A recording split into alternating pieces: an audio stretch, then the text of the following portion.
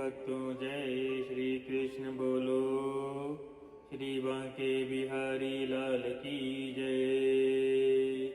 श्री राधा रानी की जय। ब्रज की महारानी की जय। माता पिता की जय। सर्वदेवी देवतन की जय। गुरुजन की जय। हरि बोल। हरि भक्तों, जैसे कि हम जानते हैं अपरा एकादशी आ रही है और अपरा एकादशी को लेके असमंजस है कि यह 2 जून को मनाई जाएगी या 3 जून को। आइए भक्तों, शुद्ध मुहूर्त पारण का समय सहित पद्म पुराण में वर्णित कथा का श्रवण करें। और भक्तों, इसी दिन माता महाकाली का प्राकट्य भी माना जाता है। उसकी कथा हम अगले ऑडियो में अपलोड कर रहे हैं। हरि बोल। अपरा एकादशी के व्रत में जरूर करें इस पाठ का पाठन, क्योंकि इससे सभी पापों से मुक्ति मिलती है। ज्येष्ठ माह के कृष्ण पक्ष की एकादशी को अपरा एकादशी के नाम से जाना जाता है। इसे भद्रकाली एकादशी भी कहते हैं। इस दिन जगत के पालनहार भगवान श्री विष्णु का माँ लक्ष्मी के साथ व्रत किया जाता है।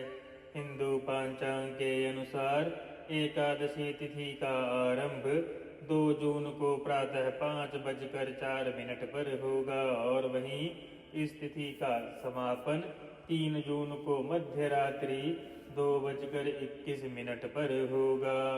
सनातन शास्त्रों में निहित है कि वैष्णव समाज के अनुयायी नियत तिथि के अगले दिन एकादशी पर्व को मनाते हैं। वहीं सामान्य भक्तजन उदया तिथि गणना के अनुसार ही एकादशी व्रत को मनाते हैं। इसीलिए साधारण शब्दों में कहे तो उदया तिथि के अनुसार 2 जून को अपरा एकादशी है। अतः सामान्य लोग अर्थात भगवान श्री हरि के भक्त 2 जून को अपरा एकादशी का व्रत करेंगे और वहीं वैष्णव समाज अर्थात वैष्णव भक्त लोग 3 जून को अपरा एकादशी का व्रत रखेंगे। पारण का समय सामान्य भक्तों के लिए पारण का समय 3 जून को प्रातः 8:05 से लेकर प्रातः 8:10 तक है। और वहीं वैष्णव समाज के भक्तों के लिए पारण का समय 4 जून को प्रातः 5:23 से लेकर 8:10 तक का है। हरि बोल। व्रत को करने के लिए भक्तों सुबह ब्रह्म मुहूर्त में उठकर स्नान करें। उसके पश्चात प्रभु के सुंदर विग्रह को रखें। यदि विग्रह नहीं हो तो प्रभु का मन में ही ध्यान करें। दीप जलाएं, प्रभु को नैवेद्य अर्पित करें, पुष्प अर्पण करें और व्रत का संकल्प लें। इसके पश्चात आरती करें और पद्म पुराण में वर्णित कथा का श्रवण करें। आइए भक्तों, कथा का श्रवण आरंभ करते हैं। ज्येष्ठ मास की कृष्ण पक्ष की अपरा एकादशी का महात्म्य पद्म पुराण में वर्णित। युधिष्ठिर ने पूछा, जनार्दन, ज्येष्ठ के कृष्ण पक्ष में किस नाम की एकादशी होती है? मैं उसका महात्म्य सुनना चाहता हूँ, उसे बताने की कृपा कीजिए। भगवान श्री कृष्ण बोले, राजन, तुमने संपूर्ण लोकों के हित के लिए बहुत उत्तम प्रश्न किया है।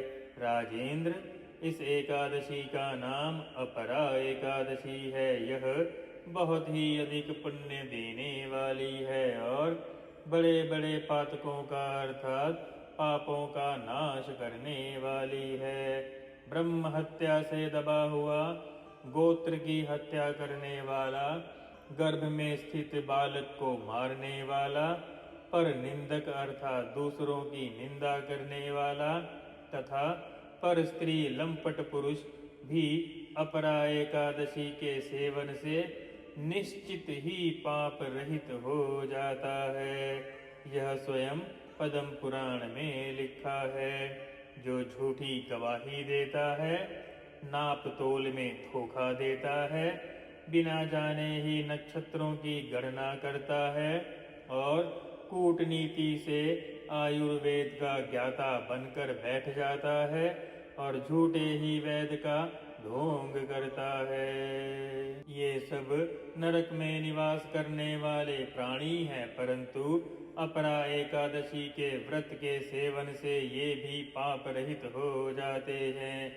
यदि क्षत्रिय धर्म का परित्याग करके युद्ध से भागता है, तो वह क्षत्रियोचित धर्म से भ्रष्ट होने के कारण घोर नरक में पड़ता है। जो शिष्य विद्या प्राप्त करके स्वयं ही गुरु की निंदा करता है, वह भी महापाप अर्थात महापातकों से युक्त होकर भयंकर घोर नरक में गिरता है। किंतु अपरा एकादशी का व्रत करने से ऐसे मनुष्य भी सद्गति को प्राप्त होते हैं। माघ में जब सूर्य मकर राशि पर स्थित हो, उस समय प्रयाग में स्नान करने वाले मनुष्य को जो पुण्य प्राप्त होता है, काशी में शिवरात्रि का व्रत करने पर जो पुण्य प्राप्त होता है, गया में पिंडदान करके पितरों को तृप्ति प्रदान करने वाला पुरुष जिस पुण्य का भागी होता है, बृहस्पति के सिंह राशि पर स्थित होने पर गोदावरी नदी में स्नान करने वाला मानव को जो फल प्राप्त होता है, बद्रिका आश्रम की यात्रा के समय भगवान केदार के दर्शन से तथा बद्री तीर्थ के सेवन से जो पुण्य फल प्राप्त होता है, तथा सूर्य ग्रहण के समय कुरुक्षेत्र में दक्षिणा सहित यज्ञ करके हाथी घोड़ा और स्वर्ण आदि दान करने से जिस फल की प्राप्ति होती है, अपरा एकादशी के सेवन से भी मनुष्य वैसे ही फल प्राप्त करता है। अपरा एकादशी को उपवास करके भगवान वामन की पूजा करने से मनुष्य के सब पापों की मुक्ति हो जाती है और श्री विष्णु लोक में वह मुक्त हो मोक्ष को प्राप्त होता है। इसको पढ़ने सुनने से सहस्त्र गोदान का फल मिलता है और इसके श्रवण करवाने वाले को भी पुण्य फल मिलता है। हरि बोल। हे भक्तों, रात में प्रभु की कथा का जागरण अवश्य करें। है कथा संपूर्णम। हरि भक्तों, कथा संपूर्ण होने के पश्चात आप सब अपने गुरु द्वारा दिए हुए मंत्र का 108 बार शुद्ध ध्यान से नाम लगाते हुए जाप करें। यदि गुरु मंत्र नहीं है तो भगवत महापुराण में दिए हुए मंत्र ओम नमो भगवते वासुदेवाय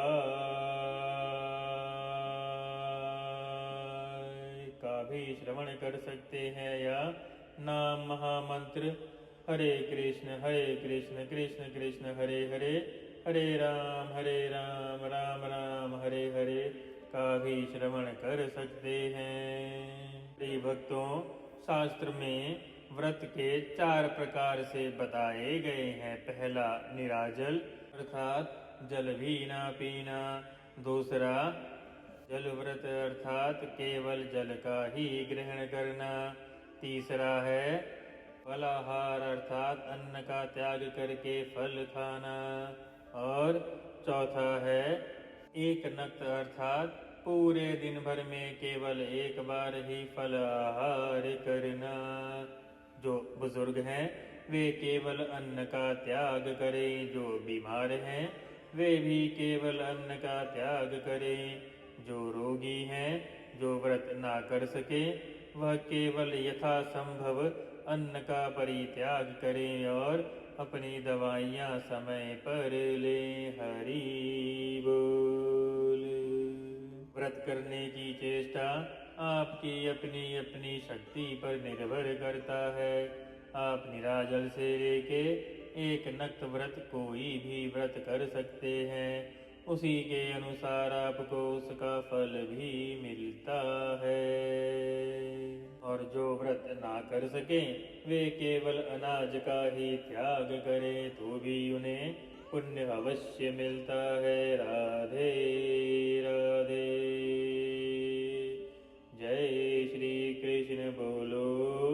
श्री बांके बिहारी लाल की जय। राधा रानी की जय। ब्रज की महारानी की जय। माता पिता की जय। गुरुजन की जय। सर्वदेवी देवतन की जय।